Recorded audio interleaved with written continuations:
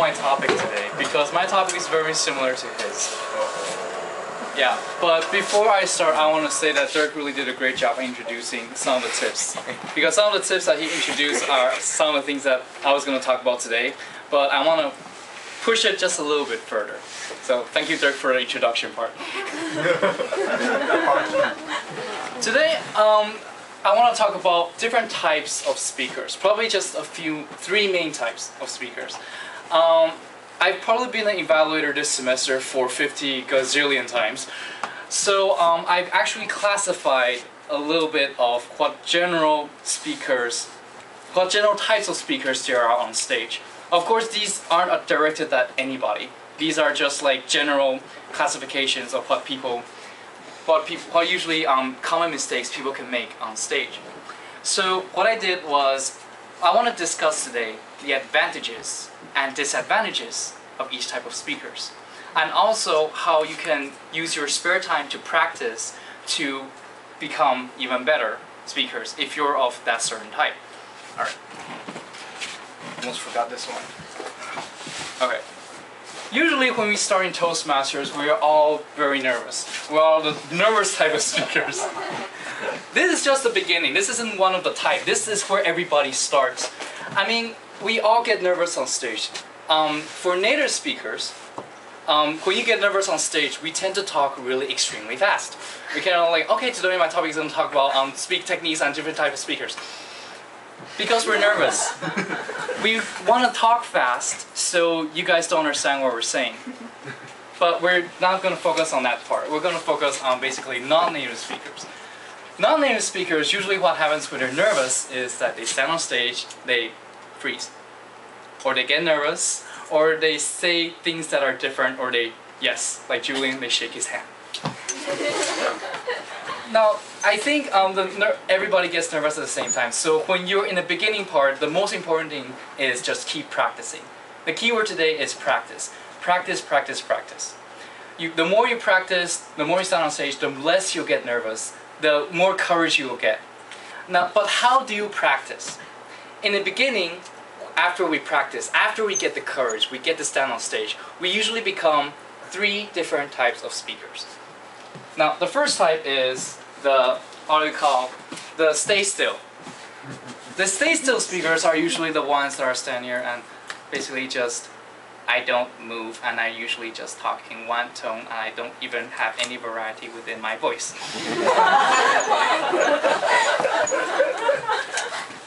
Now, stay still speakers have their advantages. Usually, there are different types of speeches. There are informative speeches, there are entertaining speeches, and ranges in between. I forgot the other two types. But when you're doing informative speeches, you have to have a strong stance. Stay still speakers have good stances. They can stay on the middle of the stage, and they can face the audience with confidence.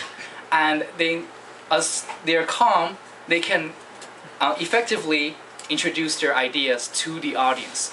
So that's a good thing about stay still speakers. But when you're doing probably more entertainment speeches, you have to have the basics. Facial expressions, body language.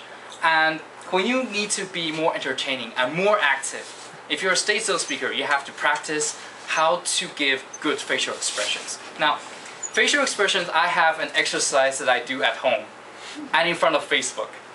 It's called practicing your vowels. A-E-I-O-U. Yes. Usually when you get in front of the camera, you have to learn how to practice different emotions. You go, ah, ee, oh.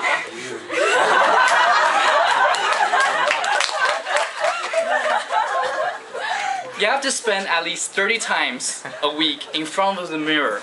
You have to practice different type of expressions because when you're on stage, you don't realize how your face looks. You might be excited on the inside, but as Dirk said, expression is important. You have to learn how to express the feeling that you're feeling outside, on your face.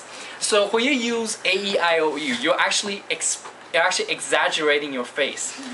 But as soon as you exaggerate it, you also learn how to control your face muscles better. So if you go like, ah, when you're angry, that's A. If you're happy, go, ee. Whee! Show your teeth, smile. And if you're sad,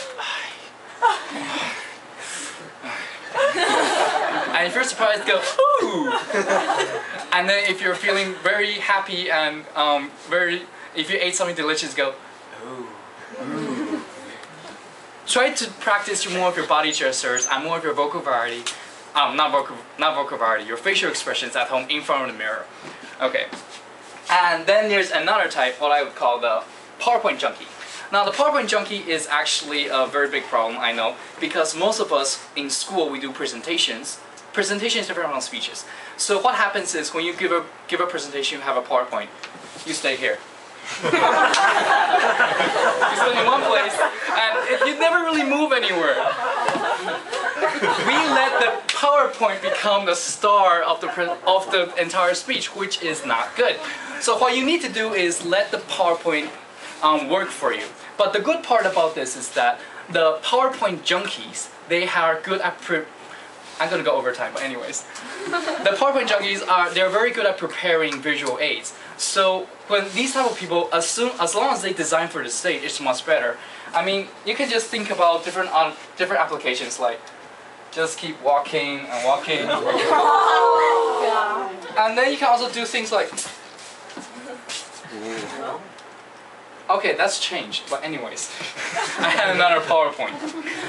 But you'll have to learn how to think about different ideas, because when you're doing a speech, it's performance plus act plus speaking. So the PowerPoint cannot be the center of attention. You need to have creative ideas and think about different ways to use this backdrop to work for you. And the third type of speaker is my problem, the busybody. The busybody, this isn't the proper meaning of busybody, but what I call busybody is somebody who just moves around a little bit too much. Of course, a busybody, the advantage is active expressions. They act a lot, and our body language is very active. But the bad point is, of course, as Debbie has pointed out to me, every single time I make a speech it's very distracting. So the most important thing is you have to stand in front. Like what I did is, I came here at 5:30 and I went outside and I looked at two mirrors. There was the window outside, so I practiced my body language, and I tried to calm myself down. I'm not sure if it worked very well this time, but it's still working. But the most important thing is, if you're any of the three types of speakers, you have to constantly know, what are my mistakes, what are my advantages, enhance it. What are my disadvantages, work on it.